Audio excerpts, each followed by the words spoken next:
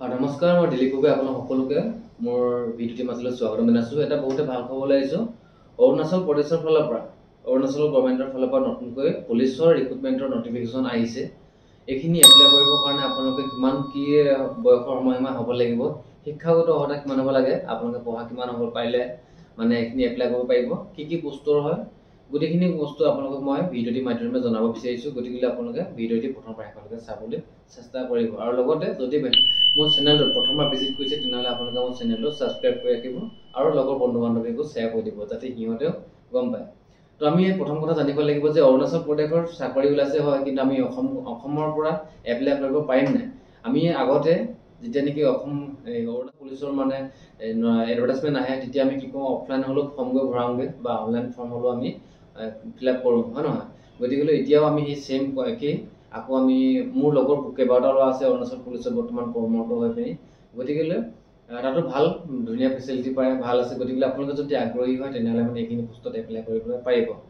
আৰু এতিয়া মনত আৰু আমাৰ ছেকেণ্ড প্ৰশ্নটো উপস্থাপন হ'ব যে আমাৰ অসমৰ যেনেকৈ আছাম পুলিচৰ ৰিক্ৰুটমেণ্টটো অনুষ্ঠিত হয়, ঠিক তেনেকৈ তাতো অৰুণাচল পুলিচৰ ৰিক্ৰুটমেণ্টটো অনুষ্ঠিত হ'বনে নহয়।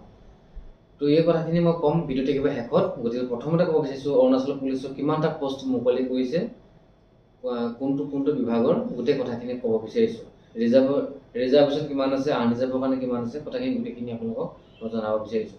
গতিকে ভিডিঅ'টি আপোনালোক প্ৰথমৰ পৰা শেষলৈকে চাব লাগিব।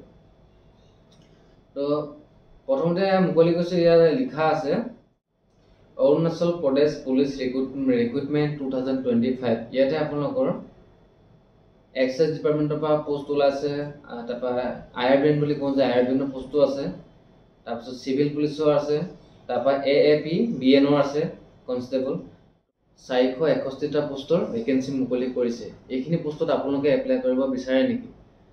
যিখিনি ল'ৰাই বৰ্তমান সময়ত দৌৰি আছিলে বা আছাম পুলিচত নাম্বাৰসমূহ অলপমান কমকৈ পাবলৈ আপোনালোকে সক্ষম আছে, তেনেহ'লে আপোনালোকৰ কাৰণে এটা সোণালী সুযোগ। আপোনালোকে অৰুণাচল পুলিচতো এবাৰ ইণ্টাৰভিউ দি চাব পাৰে। তাতে কি হয়, ৰিজাৰ্ভ আৰু আনৰিজাৰ্ভৰ কথা আছে।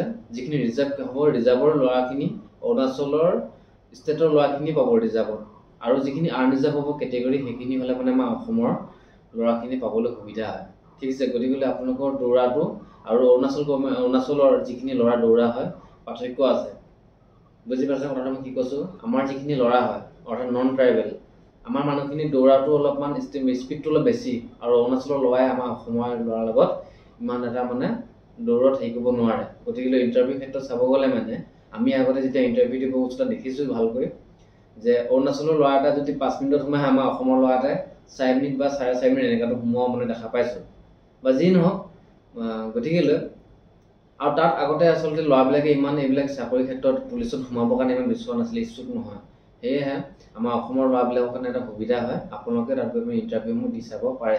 ঠিক আছে, এই ইণ্টাৰভিউসমূহ আপোনালোকৰ আগষ্ট মাহৰ 1 তাৰিখে 1 আগষ্ট 2025ৰ পৰা আবেদনসমূহ মুকলি কৰিব আৰু একেবাৰে শেষ হ'ব, বন্ধ কৰিব 25 আগষ্ট 2025 তাৰিখে। এইটো মানে লাষ্ট ডেট এপ্লাই কৰা। গতিকে আপোনালোকে যিখিনি ইচ্ছুক ল'ৰা আছে আপোনালোকে এপ্লাই কৰিব পাৰে। এতিয়া প্ৰথম কথা হৈছে, ইয়াত আপোনালোকৰ এপ্লাই ফিজ দিব লাগিব। আনৰিজাৰ্ভ কেটেগৰী যদি হয় তেনেহ'লে আপোনালোকে 200 টকা এটা পে' কৰিব লাগিব, আৰু যদি PWBD কেণ্ডিডেট হয় তেতিয়া ৰিচাৰ্জ এটকাও পে' কৰিব নালাগে। আৰু যদি আপোনালোকে অৰুণাচলৰ বাসিন্দা হয় তেনেহ'লে আপোনালোকে 150 টকা পে' কৰিলেও হ'ব। এতিয়া ইয়াৰে জব লোকেশ্যন, আমাৰ এটা মনত এটা প্ৰশ্ন আৰু এটা উদয় হ'ব যে এই চাকৰিসমূহ আমি ক'ত কৰিব লাগিব।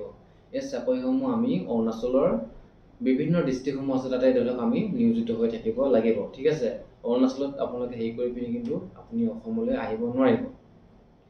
সেই কথা গম পালে।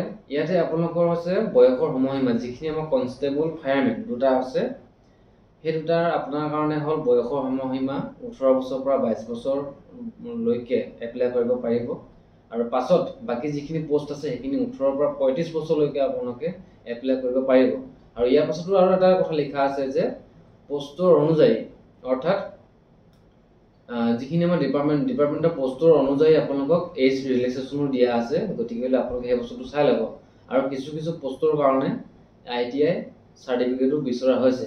আৰু ইয়াৰ কাৰণে আপোনালোকে কনষ্টেবলত অংশগ্ৰহণ কৰিবৰ কাৰণে বা ইণ্টাৰভিউটোত অংশগ্ৰহণ কৰিবৰ কাৰণে আপোনালোকে মিনিমাম ক্লাছ 10 পাছ হ'লেও পাৰিব ঠিক আছে কিমান টকা চেলাৰী হ'ব সেইখিনি বস্তু কনষ্টেবল লেভেলৰ হ'লে মানে আপোনালোকৰ 17,700 পৰা 69,100 টকালৈকে হোৱা চান্স আছে লিখিছে আৰু কনষ্টেবল টেক্স এক্সাইজ আৰু এইখিনি আপোনালোকৰ 19,000 পৰা 19,900 পৰা 63,200 লৈকে বৃদ্ধি হ'ব দৰমহা মানে পাব তো এইখিনি আপোনালোকে চাই ল'ব ধুনীয়াকৈ এইখিনি চাবৰ কাৰণে আপোনালোকে ৱেবছাইট সোমাব লাগিব ৱেবছাইটটো হৈছে ৱেবছাইটটো হ'ব apssb.nic.in ঠিক আছে ইয়াতে আপোনালোকে গোটেই সবিশেষখিনি চাই ল'বগে আৰু ইয়াৰ পাছত আৰু আছে কনষ্টেবল APBN ৰ তাৰ কাৰণে পোষ্ট আছে 25টা কনষ্টেবল সিভিল পুলিচৰ কাৰণে আছে 268টা 268টা বহুত পোষ্ট আছে ইয়াতে ঠিক আছে কনষ্টেবল টেক্স ডিপাৰ্টমেণ্ট আৰু এক্সাইজ ডিপাৰ্টমেণ্ট ইয়াৰ কাৰণে আপোনালোকৰ অকল দুটা পোষ্ট আছে আৰু ফায়াৰমেনৰ কাৰণে আছে 51টা তাৰপৰা লেবৰেটৰী এটেণ্ডেণ্টৰ কাৰণে আছে এটা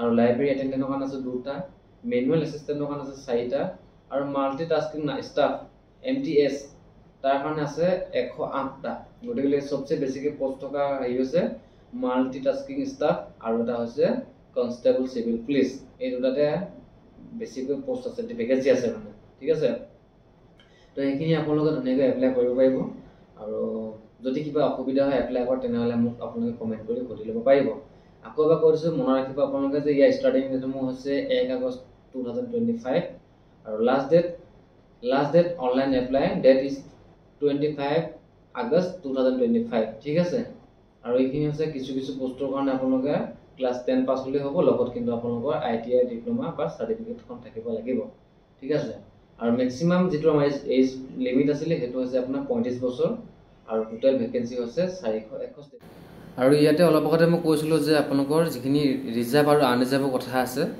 ৰিজাৰ্ভ হলে মানে তাত যিখিনি আমাৰ অৰুণাচলৰ স্থায়ী বাসিন্দা আছে তেখেতসকলৰ কাৰণে 348টা অৰ্থাৎ 348টা পোষ্ট ৰিজাৰ্ভেশ্যন আছে আৰু আনৰিজাৰ্ভ যিখিনি আছে 113টা পোষ্ট সেই 113টা পোষ্টৰ কাৰণে আমি অকল আমাৰ অসমৰ ল'ৰা বুলি নহয় ভাৰতবৰ্ষৰ যিকোনো এখন ৰাজ্যৰ ল'ৰা ইয়াত আহি পিনি এপ্লাই কৰিব পাৰিব যিনকি ইয়াত হ'ল চেণ্ট্ৰেলৰ গোটেই বস্তুটো হয় সেয়েহে আপোনালোকে ভাৰতবৰ্ষৰ যিকোনো ৰাজ্যৰ ল'ৰা হ'লেও আপোনালোকে বা কেণ্ডিডেট হ'লে আপোনালোকে ধুনীয়াকৈ অনলাইন এপ্লিকেশ্যন ফিল আপ কৰিব পাৰিব বা যি নহওক আমাৰ অসমৰ একেবাৰে গাতে লাগি থকা চুবুৰীয়া এখন ৰাজ্য গতিকেলৈ আমি ল'ৰাখিনিয়ে পাৰিলে মানে যদি কিছুমান ইচ্ছা কৰে যে অৰুণাচল পুলিচতো ভৰ্তি হ'ব বিচাৰে বা অৰুণাচল পুলিচৰ কাম কৰিব বিচাৰে তেনেহ'লে আপোনালোকে ধুনীয়াকৈ 113টা পোষ্টত ফ'কাছ কৰি পিনি অৰ্থাৎ ইউআৰ কেটেগৰীত আপোনালোকৰ চিলেকশ্যনটো ল'ব পৰা হ'ব লাগিব তেহে আপোনালোকৰ চাকৰিটো হ'ব তো ধুনীয়াকৈ ফৰ্মখিনি ফিল আপ কৰি দিব বাকী পাছত দেখা যাব ইণ্টাৰভিউ কাৰণে ধুনীয়াকৈ এতিয়া যা যোগাৰ কৰি থাকক আৰু বিশেষ তেনেকুৱা ইমান হেৰি নহয় তাতো আমাৰ যিটো চিলেকশ্যন প্ৰচেছটো